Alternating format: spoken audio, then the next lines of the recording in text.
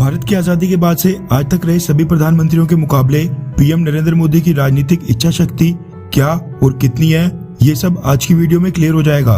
क्योंकि आज जो न्यूज अपडेट निकल कर आ रही है ये आपने आज से पहले अक्साई चीन को लेकर कभी सुनी ही नहीं होगी। क्योंकि आज तक रही लगभग सभी सरकारों ने अपनी सोच पीओके से आगे कभी बढ़ाई नहीं, लेकिन अब भारतीय सरकार की नजर सीधा चाइना ऑक्युपाइड जम्मू कश्मीर यानी अक्साई चीन के ऊपर जा टिकी है। इसके पीछे भी कई सारे कारण हो सकते हैं। शायद तब के समय भारत इतनी मजबूत स्थिति में था ही नहीं, या फिर अगर मजबूत स्थिति में था भी तो क्या पता पिछले भारतीय प्रधानमंत्रियों के अंदर वो साहस या राजनीतिक इच्छा शक्ति होगी ही नहीं जो अभी के समय हमारे प्रधानमंत्री मोदी के पास है।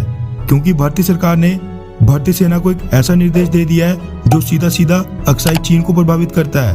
पाकिस्तान और पीओके के खिलाफ तो भारत इस तरह की कार्रवाई और निर्णय पहले भी लेता रहा है, लेकिन इस बार इतिहास में पहली बार अक्साई चीन के मद्देनजर एक बहुत ही बड़ा स्ट्रेटेजिक कदम उठाया गया है, जिसको उठाने का साहस आज से पहले कभी नहीं दिखाया गया था। यानी ये कहना गलत नहीं होगा कि नरेंद्र मोदी के आने के बाद हम अक्साई चीन को लेकर अपनी नीति पूरी तरह पलटने जा रहे हैं। रेफरेंस के लिए आपकी स्क्रीन पर न्यूज 18 के आर्टिकल का स्क्रीनशॉट है, जिसके मुताबिक भारतीय सेना ने पिछले कल ईस्टर्न लद्दाख सेक्टर में अचानक से शुरू कर दी है एक एयरबोर्न एक्सरसाइज यानी हवाई युद्ध अभ्यास, जिसमें कई सारे जवानों को ट्रांसपोर्ट एयरक्राफ्ट से एयरड्रॉप किया गया।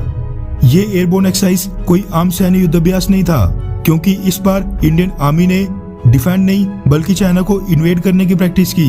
यानी चाइना के अंदर सीमा पार घुसकर वहां पर अपने ट्रूप्स एयरड्रॉप करके कॉम्बैट ऑपरेशंस करने की प्रैक्टिस की है। रिपोर्ट्स के मुताबिक इस एक्सरसाइज में हिस्सा ले रहे शत्रुजीत ब्रिगेड के पैराट्रूपर्स को 14,000 फीट की हाइट से एयरड्रॉप किया गया था। एक्सरसाइज में ट्रूप्स के साथ साथ आर्म्ड फोर्सेस के स्पेशलिस्ट व्हीकल्स और मिसाइल डिटैचमेंट को ट्रांसपोर्ट करने के लिए इंडियन एयरफोर्स के C-130J और AN-32 ट्रांसपोर्ट एयरक्राफ्ट्स का इस्तेमाल किया गया था। वैसे जिनको नहीं पता तो उनको बता दूं कि शत्रुजीत ब्रिगेड एक एयरबोर्न ब्रिगेड है, यानी हवाई ऑपरेशंस के लिए खड़ी की गई ब्रिगेड है, जिसमें इंडियन आर्मी के सबसे बेहतरीन पैराट्रूपर शामिल हैं। इस एक्सरसाइज में हिस्सा लेने के लिए ये सभी 5 अलग अलग माउंटेन बेसिस से आए थे, ताकि inter theatre move, precision stand of drops और रैपिड ग्रुपिंग को सुनिश्चित किया जाए और दिए गए ऑब्जेक्टिव्स को मैक्सिमम स्पीड और एक्यूरेसी के साथ कैप्चर किया जाए।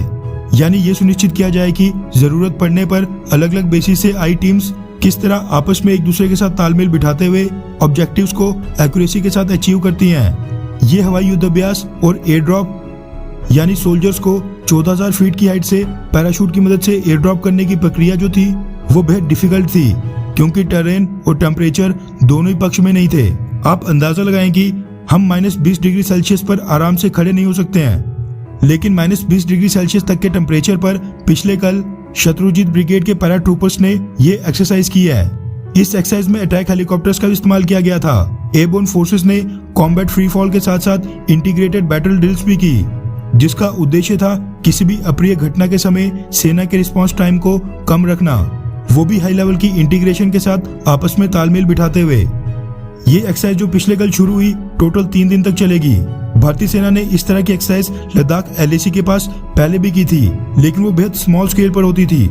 लेकिन ये वाली एयरबोर्न एक्सरसाइज इस बार बेहद लार्ज स्केल पर की जा रही है। चाइना के साथ 13वें राउंड की टॉक्स फेल होने के बाद ही इंडियन आर्म्ड फोर्सेस ने इस तरह की बेहद एग्रेसिव एक्सरसाइज करने का फैसला कर लिया था, जिसमें आर्मी और एयरफोर्स दोनों का एक साथ इस्तेमाल हो रहा है, ताकि चाइना को एक कड़ी वार्निंग चले जाए कि जरूरत पड़ी या फिर चाइना ने थोड़ा भी एग्रेशन दिखाया तो इंडियन आर्मी अक्साई चीन को इन्वेड करने से भी नहीं रुकेगी।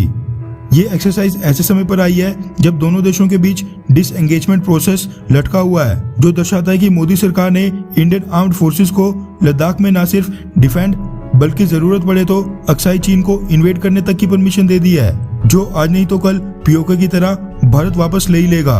हम इस तरह की डिफेंस, फाइनेंस और फॉरेन अफेयर्स से रिलेटेड वीडियोस लगातार लाते रहते हैं। अगर आप हमारे चैनल इंडियन अफेयर्स पर पहली बार आए हैं तो फिर चैनल को सब्सक्राइब करके बेल आइकन दबाना ना भूलें। साथ में लोकल फॉर वोकल को सपोर्ट करते हुए इस दिवाली चाइनीज प्रोडक्ट्स को बिल्कुल बॉयकॉट करें और दिवाली के लिए लाइट्स और कैंडल्स के साथ साथ मिट्टी के दिए का भी इस्तेमाल करें, यानी मिट्टी के दिए भी जलाएं।